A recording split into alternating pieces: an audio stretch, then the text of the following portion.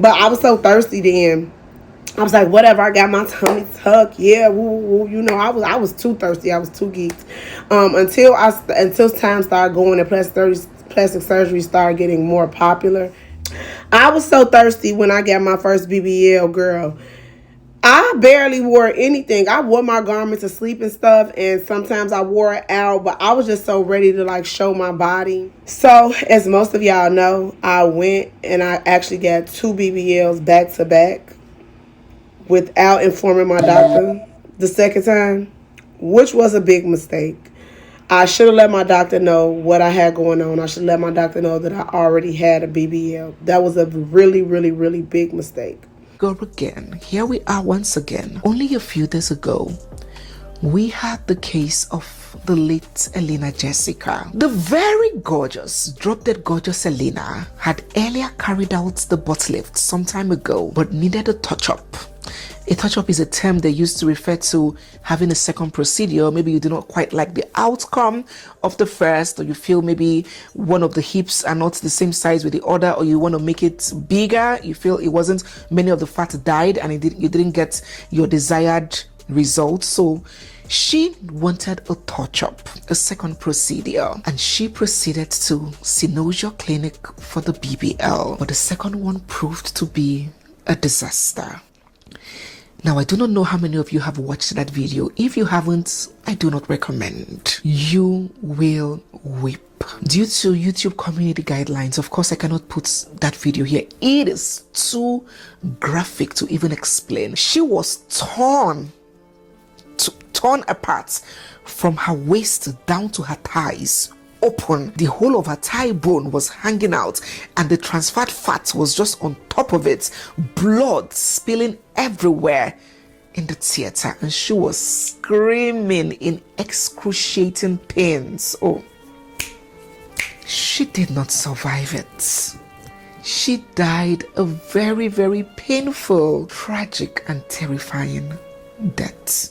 She suffered pain before she died. Well, her friends and family have now cried out to the public, seeking justice for her with the hashtag Justice for Elena, accusing the clinic of medical negligence, saying that Elena's skin was already too thin to take any more deposition of fat, and that the clinic should have declined carrying out another surgery on her.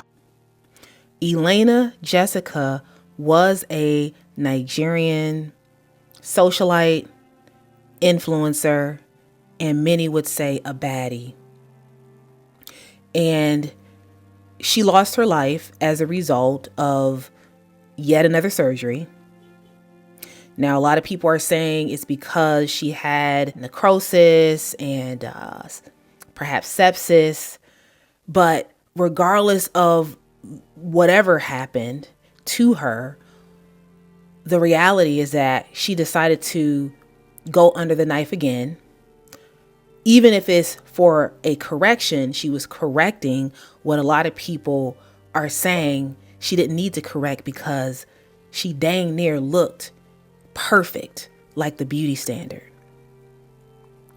And this is the problem, whether we're talking about African women, who many would argue are the blueprint of beauty, the Kardashians, a lot of other races co-opted that look from Black women, from African women. And I'm fully aware that not all Black and African women have a larger derriere. However, I think we all know that when you see that look, that shape, we know generally the women who are the ones who probably don't have to work as hard for that shape. And to see so many women in Africa, places like Nigeria, many of these women are also very much obsessed with that look, even though they in many ways are the blueprint of said look. They themselves still feel like they need to enhance this look even more. And this spills over into so many different areas. I just also found out that apparently there's something called cadaver fat, where it is the fat of a dead person that women and men can now use for the purpose of getting a BBL, for the purpose of using it as filler. And even though this is something that may not affect Black women as much in many ways, because many of us already have enough fat in our bodies, so we don't necessarily need to borrow fat from someone else, particularly borrowing fat or getting fat from someone who no longer is alive. And this is also very expensive, but the reality points to how far as a society we are willing to go for beauty, for a shape, for a physique, to be the standard, to make men look at us, to make other women jealous of us.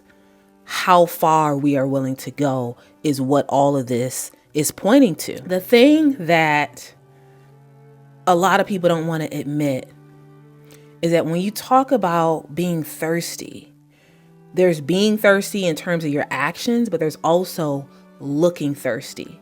Thirsty has a look. And an example comes down to how women dress. And not only how women dress because of the clothes that are available to them, but how women dress as a result of their own choosing of said clothes. What clothes do you gravitate toward? Regardless of how your body looks and regardless of how you're shaped, what clothes are you making a conscious decision and effort to put on every day? And perhaps women with natural bodies who their entire lives have been told to tone it down, to cover it up, not to disrupt the peace. Women who are aware that their bodies have the potential to make other people uncomfortable. So again, let me wear this longer shirt. Let me make sure this is not too tight. Let me make sure all my boobs aren't out. Okay. Again, women sometimes with natural bodies who kind of have to live with trying to navigate spaces, trying to always, keep themselves modest and at the same time try not to offend other people, right? A lot of times women with enhanced bodies do the polar opposite, because with the enhanced body, you paid for it. Perhaps you risk your life for it. Maybe you had to go back and get multiple surgeries. So the very idea there is that, you're going to show that off. People are going to see it. People are going to know that you have a body. And so we're living in a time where there is an attitude that comes with how a woman looks. And again, thirsty has a look. It's not just what you do. It is also how you appear. Even my second BBL that I got, it was super easy. My sister went and got her BBL done, and I had already had scheduled my round 2 because I felt like my butt was not big enough, even though it was. And I look back now, it was the perfect little booty, okay? But I was just so geeked and just so thirsty. Like, I'm able to do it. I'm able to pay for it. Yes, let's go. No. Wait your full time. When you get that surgery done, your doctor tell you wait 6 to 8 months, 6 months to a year before you decide if you want to go back and get some more work done. Please listen to your doctor and just wait that time. Give your body a chance to heal so you can know exactly how your body gonna look in real life. Yes, I got my second BBL. That surgery pain was horrible. Do you hear me? 0 to 10, it was a 15.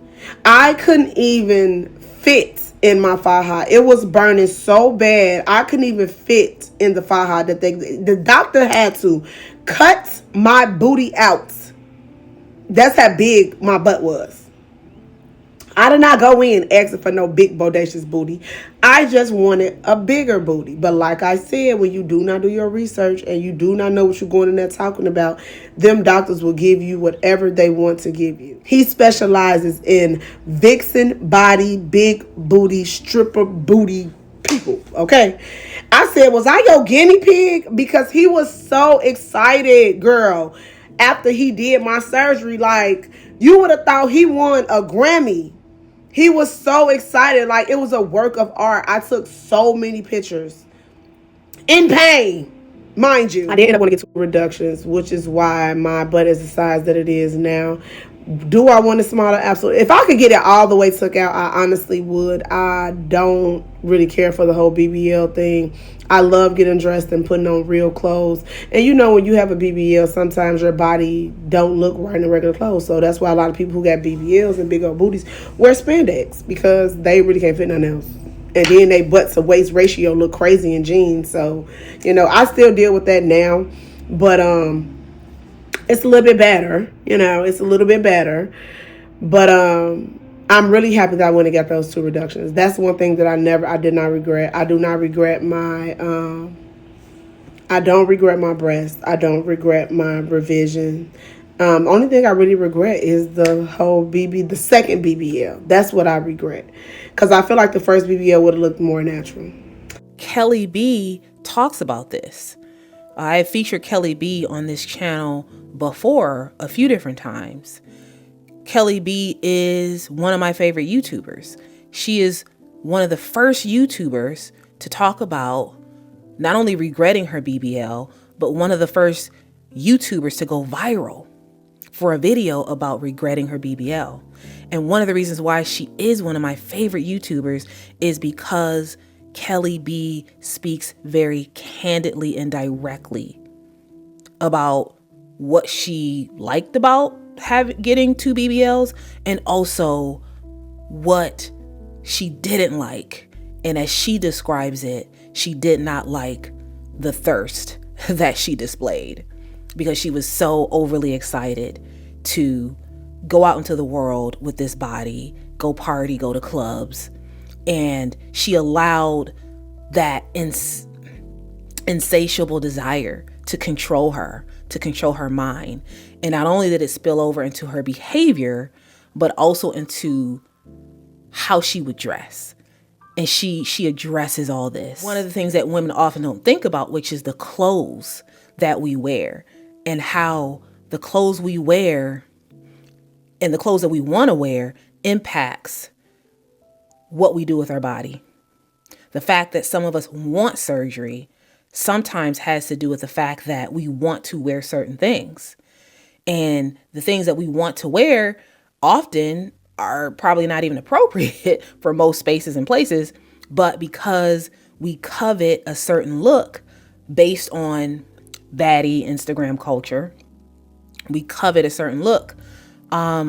We then seek out these clothes, but then we have to have the body for the clothes.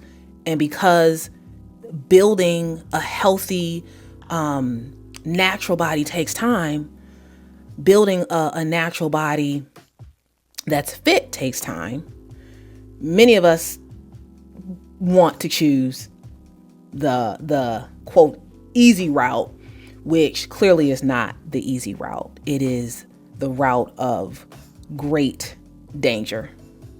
From my collaboration with Broken Traditions, we collabed about a month ago, and I had a lot to say, and so did LaRon, who is Broken Traditions. So you can hear some of what I had to say with that. But let me know what you think about all this. What do you think about this concept of Black women being thirsty? And then like the baddie look. What do you think about that look? Is that a look of thirst? Do you like the baddie look? So like, share, and subscribe. Click the links in the description box. Get to know more about me and what I do with my media business, Curated Legacy LLC. You've heard the name over and over. I am a YouTube coach, and I offer coaching and consulting to those who want to get started and grow on YouTube and become monetized. My hope is that you consider becoming a Black and Invisible channel member. If you become a channel member, you will get specific perks and benefits, as well as exclusive content just for channel members. I have a book on Amazon about being an invisible Black woman. I also have an Amazon store. So if you are interested in purchasing products from yours truly in my store, please do check it out. And if you do purchase something, I will get a small commission. I am also on Instagram, so feel free to give me a follow over there. My name is Naka, and I am here to make the invisible visible. I highlight the things that Black women typically would not tell you. And as always, stay tuned for more videos. Said you needed space. Said you needed more time to think. So you went away. But you still would stay in my dreams. Now you're back for more. Why you in my reality? My head closed the door. Even though my heart just won't leave. That was then, can't go back. Hurt so bad, had to block out the memory. If we try again, start from scratch. You wanna pick up where we left off, but you've been gone away. You've been gone away so long. Since you've been gone away, you've been gone away so long. I forgot your middle name, I forgot your birthday. You still wear cologne the same, like it in the worst way. You've been gone away. Since you've been gone away, you've been gone away. 50, 11 days, 50, 11 days, 50, 11. I lost count of all of the weeks that you have your way. Wouldn't pick a fight when you'd leave. Now you're back